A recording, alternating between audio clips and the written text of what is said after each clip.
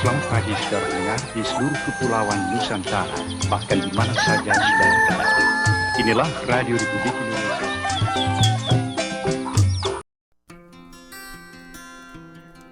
Bakar ikan masih terasa hangat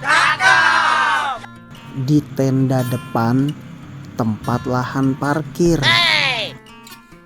Bencana merupakan sebagai pengingat, sebagai tanda orang yang berpikir.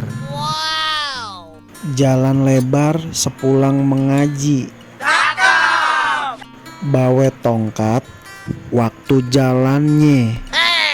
Kalau kita sabar ketika diuji, nanti Allah angkat derajatnya. Naik sepeda mau ke tajur, pakai baju kotak-kotak, celana bahan. Gempa melanda kota Cianjur, luluh lantak korban berjatuhan. Sing-singkan lengan pada saat makan. Makan sate di pinggir setu. Uluran tangan sangat diperlukan. Biar kate sedikit, itu sangat membantu. Keduren sawit beli markisa.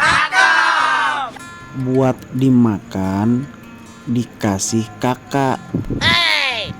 Kalau bantu duit kita enggak bisa, setidaknya panjatkan doa buat mereka.